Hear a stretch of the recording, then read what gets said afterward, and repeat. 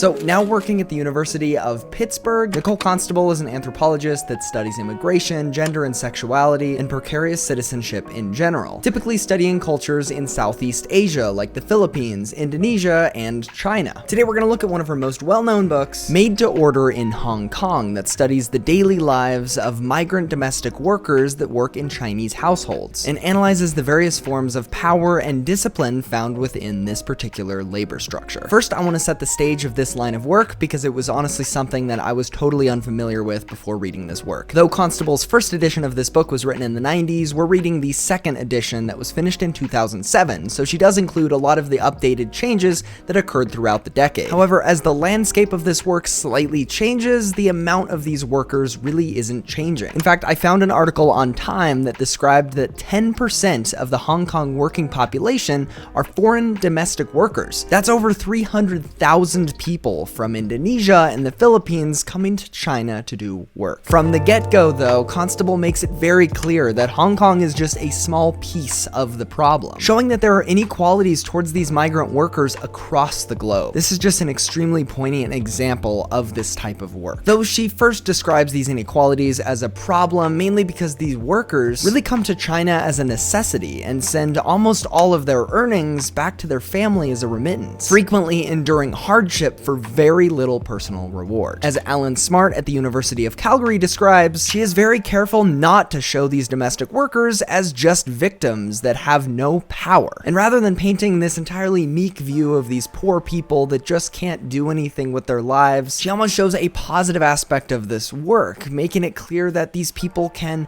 not only find individual fulfillment, but also create a community with one another. And especially in later chapters, showing the importance of finding that value in family.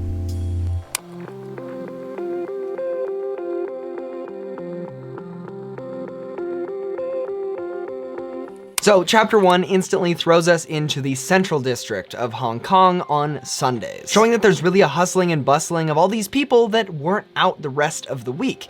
And why is that? Because these are foreign domestic workers, and Sunday happens to be their one day off. She really portrays it as a glowing burst of life, showing that the noise is louder, the colors are brighter, and even describes their communication as incessant chatter. So this is fantastic, right? After a week of long, hard work, all these workers can convene in the same place, have a good time, meet each other. Well, often that's not what the locals think. Constable even mentions that the influx of these workers create an appearance of a slum for a lot of people, or even a nightmare. So right off the bat, the negative and dehumanized view of these people is clearly visualized. She even mentions that government officials tried to respond to these complaints by trying to push the workers to underground car parks to rest. So there is an instant intolerance for this significant chunk of the population. Overall, the power dynamic is shown in this chapter, showing the uncomfortable desire for docile workers so they can't push back against their employers. An extreme case of this could be seen when a person described Indonesian workers that are less smart to be better workers. And this can be seen even more explicitly in the 6th chapter, showing that employees tried to maintain domestic workers as temporary and docile migrants. But even while setting the stage for this extreme amount of oppression, it's clear that Constable is going to take a different approach than many other ethnographies written about the same topic. Like I mentioned before, she's not going to show these workers as a tragedy of distress, and is going to really emphasize that they're constantly coming together to resist, organize, and even connect with one another. So it's really seen as a critique of that previous literature that accentuated the victimhood of these workers. And in Chapter 2, authors such as June Nash are even mentioned, as Constable describes that she wants to view household work outside the narrow capitalist world system that previous works had focused on, pulling back the curtains into a more global economy.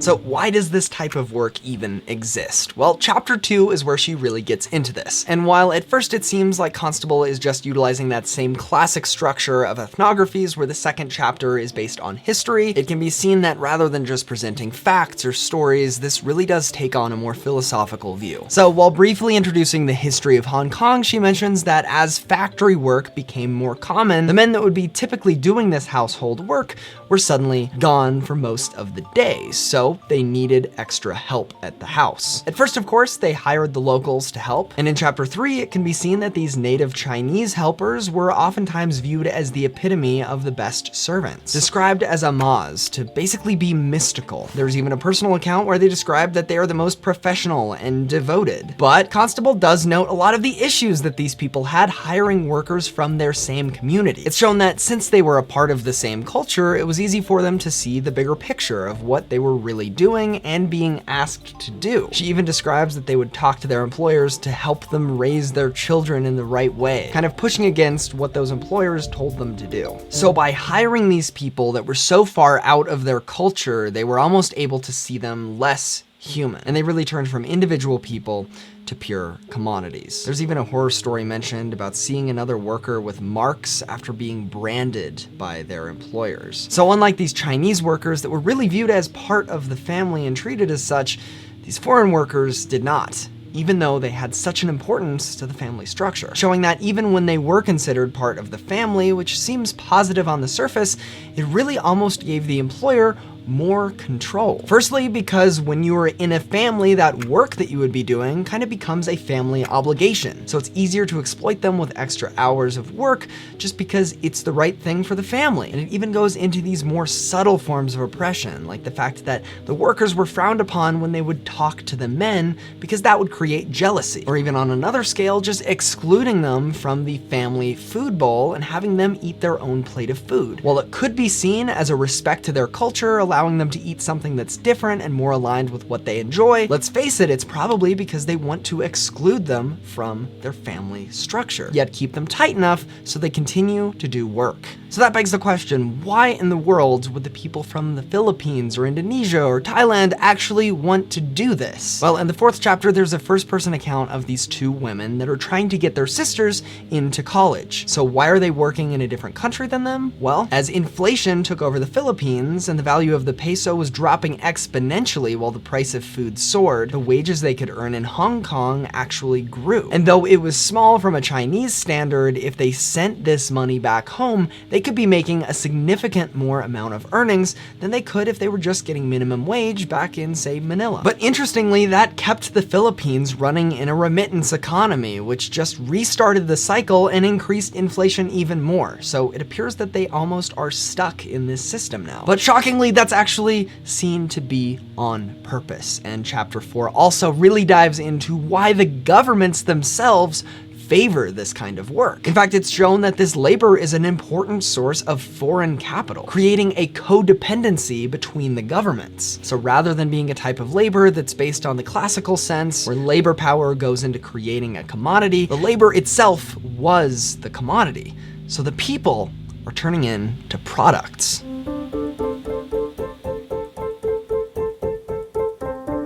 Chapter 5 and 6 really take us into the lives of these workers, showing the conditions that they must endure every single day. Once again, accentuating that power dynamic first described in chapter 1, chapter 5 really goes deeper into why these employers have so much more power than the employees. Even mentioning that since they're always outnumbered, it makes exploitation even easier. And from the get-go, it's shown that the cultural conflicts really become an issue. One example being workers from the Philippines commenting that they didn't like using chopsticks. And that again connects to that blurred line of whether the employer was helping them by allowing them not to eat the food that they were or excluding them by doing so. And I would argue that it was entirely to gain control. Because let's face it, that familial position actually gives the employer more of an ability to treat them poorly because they go at the end of the day, it's okay, you're still part of the family until the contract comes into play. And that's what chapter 6 goes into deeply, discussing the ambiguity of these contracts and showing the crazy caveats that the employers could use to make the lives of these workers kind of miserable. First, completely dispelling the positive idea that the contracts provide more rights for the workers, often more than other countries. While that may appear true at first, it is interpreted heavily to favor the employer and really causes the workers to live in a space of pure confusion. But yes, while some workers were unaware of their rights, even when they were aware of them, it sometimes wasn't even worth asserting them, because the process to file official grievances took so much time and ended up costing them more money. And it doesn't just mean that they can chill during that time. Of course, they need to make money, and also they need to pay for their visa just to stay in Hong Kong. It's even seen that the Labor and Immigration Department were seen as a maze. So while these contracts may have seemingly been trying to guarantee rights, every other system in the government was trying to deter these people from even asserting those rights. A personal account goes into how it took months and months for any cases to actually go through, and even when these hearings happen, it's just unpleasant in general. In fact, I even saw this to kind of look a little bit like the first description that Marx uses when talking about capitalism. I thought this because she describes the employer as having fancy makeup and clothing, while the worker had to stay in their work clothes, and it kind of showed that dichotomy between the higher up and the worker, the capitalist and the laborer. So overall, it's shown that the cards were stacked against these people in the court systems. I even noticed that on this single page of this account, the word confusion was mentioned several times. She then addresses some of the other pieces of the contract, like the one that ensures vacations, which might seem positive, but again, it's seen to just be used to ensure their impermanent residence. I think one of the most important parts of chapter 6, though, is when it starts discussing the blurred lines between different types of work. Because while it stipulates directly that a worker cannot be employed by another person during their employment time under this contract, not only do many workers find caveats and find ways to get around this rule, but also a lot of the employers force these workers to do that outside work under the same contract. It was even shown that 17% of these workers do work outside of the home. In fact, a lot of their employers even make them work outside of the home directly, having them work as a part of their business. But of course, paying them the same wages as they would as a domestic helper and getting less money than other employees would in the same exact position. So again, going back to Marx's first idea of labor, showing that there had to be some form of a uniform system that defines a piece of labor, using an analogy of using triangles to measure rectangles, just showing that no matter what the scale of anything, there has to be that original unit that stays the same, and that is exactly what breaks down here. And that leads us into the 2-week rule, which is a way that that control is really taken to the max. It stipulates that if someone is removed from their position as a domestic helper, they must leave the country within 2 weeks, which is never enough time to find another job, and therefore it entirely removes the ability to hop jobs. And to me, I think the idea of job hopping and the reason that people would do that is the same as the idea of competition from that capitalist view. If one company or employer improves on something, then the other one has to, or otherwise they're going to lose that market share. And in this case, employees then did not have the option to go to somebody who treats them better, and suddenly these employers didn't have to treat them better because there was no other option. So it really encouraged these workers to stick out whatever their situation was, just in fear of getting sent home. So again, it seems like there's this uncomfortable cycle that encourages these workers to speak out and assert their rights, and then punishes them for doing so. But this meek view that I just explained is exactly what Constable was avoiding. All right, now I want you to think back to the first thing that I discussed in this book, and those are the Sunday outings. Now, from the outside, it looks like, oh, they're just hanging out, they're resting. Well, not only did they use this space and time as a way to run hidden businesses, selling goods, and even running on-the-street restaurants, but it allowed them to communicate, collaborate, and come up with ideas on how to push back. Just as June Nash describes, and we eat the mines and the mines eat us at the pulperia or company store of the Bolivian mines, that is where this communication happens that allows for resistance. Because without that organization, nothing could ever happen. And this all loops back to Julia Eliachar's view of phatic labor, which is the labor in connecting with others, building a network and forming a system that will allow resistance or power to happen. So it's seen that these workers really never have a day off, because even when they're off from their main job, they're still executing a form of labor. So the final chapters really wrap up by describing the resistance and forms forms of power executed by the workers. First, in Chapter 7, it's shown that some just have to vouch for their own rights and actually stand up for themselves, sometimes being able to negotiate with their employers and just redefine their work in positive terms. But that usually doesn't come easy, especially because of the 2-week rule. Because as mentioned before, that entirely shatters the idea that, oh, if you don't like your job, just go find another one. Because for a lot of these people, that is not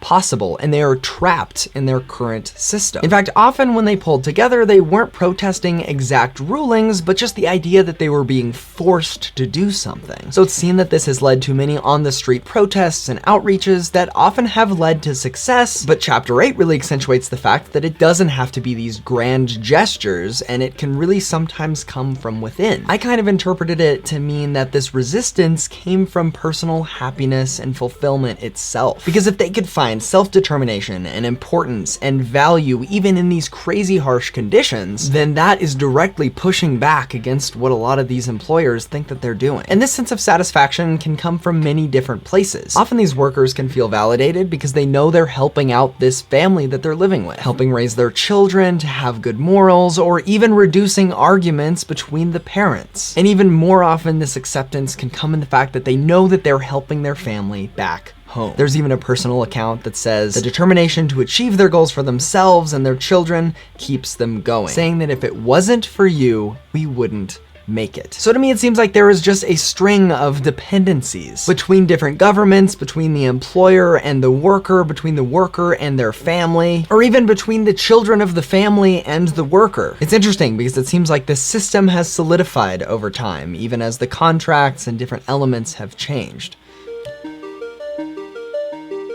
So of course, Constable ends by reiterating her main point in the book. And again, in the conclusion, there's one final push against those previous ethnographies, even directly mentioning Judith Rowland's view that the domestic workers were meek, humble, and unaggressive, putting them into a powerless situation. But rather than writing this as an ascendant ethnography that looks down on a culture and decides what they're doing and why they're doing it for the people, she really takes into account these workers' views and shows that though they're often in an unempowered and bleak situation, foreign domestic workers do not view themselves as just passive pawns. So overall, in this book, Constable shows the importance at looking at something from a new perspective, looking past previous views on something and pulling back, looking at the situation with a wide-angle lens, while still understanding the power of the individuals involved, showing how groups of people, no matter their level of education, experiences, or cultural backgrounds,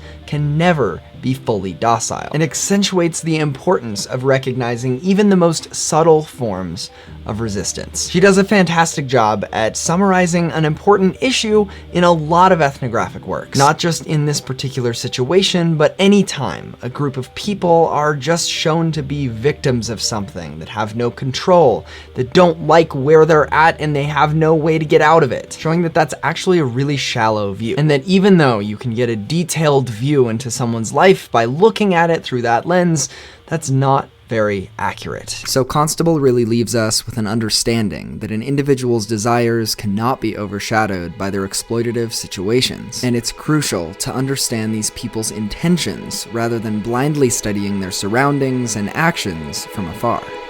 Thanks for watching.